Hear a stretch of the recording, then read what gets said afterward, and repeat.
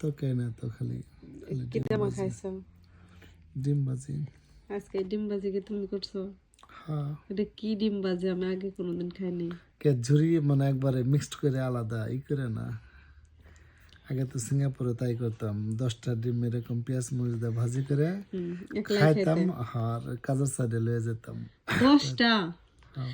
এই যে এখন আজকে সাফনের আব্বু আমার জন্য ডিম ভাজি করে নাই, করছে ওর জন্য রাগ করে না, নিজে একা খাওয়ার জন্য দুপুরে কাজে থেকে আইসে না, রাইখা দিছে তো। ঝুরি ডিম ভাজি করছে, তো আমার জন্য রাখছে।